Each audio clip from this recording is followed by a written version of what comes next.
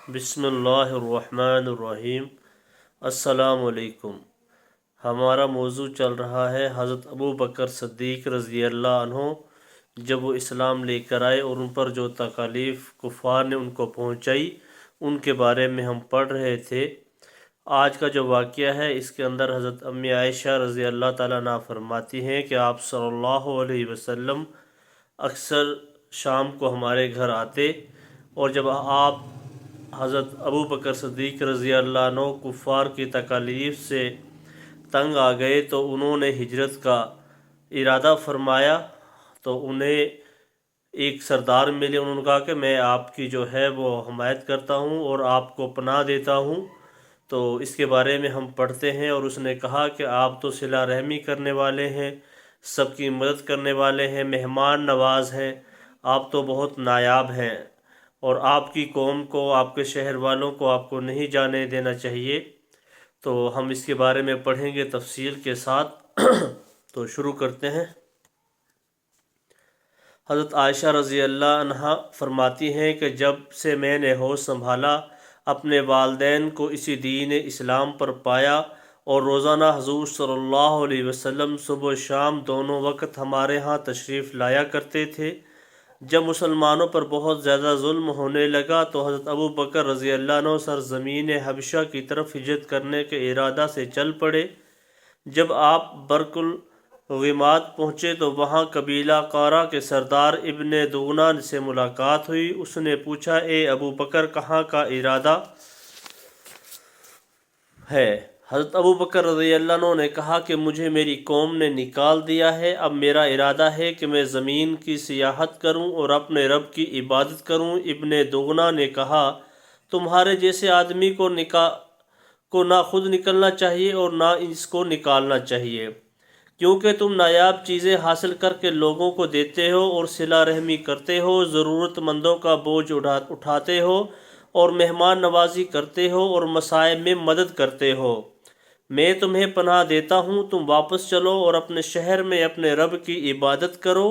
چنانچہ حضرت ابو بکر رضی اللہ عنہ واپس آ گئے، اور ابن دغنہ بھی آپ رضی اللہ عنہ کے ساتھ آیا، اور شام کے وقت ابن دغنہ نے قریش کے سرداروں کے پاس چکر لگایا اور ان سے کہا کہ ابو بکر جیسے آدمی کو نہ خود مکہ سے جانا چاہیے اور نہ کسی کو ان کو نکالنا چاہیے۔ کیا تم ایسے آدمی کو نکالتے ہو جو نایاب ہے، نایاب چیزیں حاصل کر کے لوگوں کو دیتا ہے، صلہ رحمی کرتا ہے اور ضرورت مندوں کا بوجھ اٹھاتا ہے اور مہمان نوازی کرتا ہے اور مصائب میں مدد کرتا ہے؟ قریش ابن دغنہ کے پناہ دینے کا انکار نہ کر سکے، اور انہوں نے ابن دغنہ سے کہا کہ ابو بکر سے کہہ دو کہ وہ اپنے رب کی عبادت اپنے گھر میں کریں، وہاں ہی نماز پڑھا کریں اور وہاں جتنا چاہے قرآن شریف پڑھیں، اور علی اعلان عبادت کر کے بلند آواز سے قرآن پڑھ کر ہمیں تکلیف نہ پہنچائیں، کیونکہ ہمیں ڈر ہے کہ ہماری عورتوں اور بچوں کو فتنہ میں ڈال دیں گے۔ ابن دغنہ نے یہ بات حضرت ابو بکر رضی اللہ عنہ کو کہہ دی۔ کچھ عرصہ تک تو حضرت ابو بکر رضی اللہ عنہ ایسے ہی کرتے رہے کہ اپنے گھر میں ہی اپنے رب کی عبادت کرتے اور اپنی نماز میں آواز اونچی نہ کرتے اور اپنے گھر کے علاوہ کہیں بھی اونچی آواز سے قرآن نہ پڑھتے۔ پھر حضرت ابو بکر رضی اللہ عنہ کو خیال آیا تو انہوں نے اپنے گھر کے صحن میں ایک مسجد بنا لی اور اس میں نماز پڑھنے لگے اور قرآن اونچی آواز سے پڑھنے لگے۔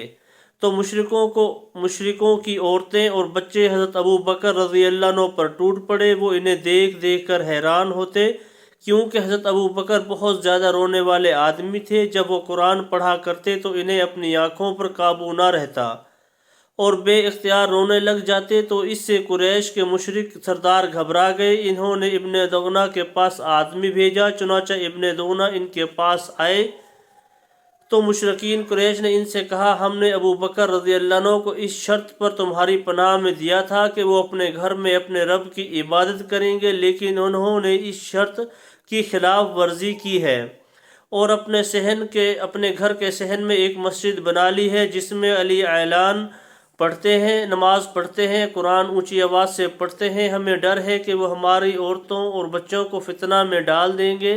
آپ ان کو ایسا کرنے سے روک دیں۔ اگر وہ اپنے گھر میں اپنے رب کی عبادت کرنا چاہیں تو ٹھیک ہے، اور اگر علی اعلان سب کے سامنے عبادت کرنے پر مصر ہوں تو آپ ان سے کہیں کہ وہ آپ کی پناہ آپ کو واپس کر دیں، کیونکہ ہم نہیں چاہتے کہ ہم آپ کے عہد کو توڑیں۔ اور یوں علی اعلان اونچی آواز سے قرآن پڑھنے کی ہم ابو بکر کو اجازت نہیں دے سکتے ہیں۔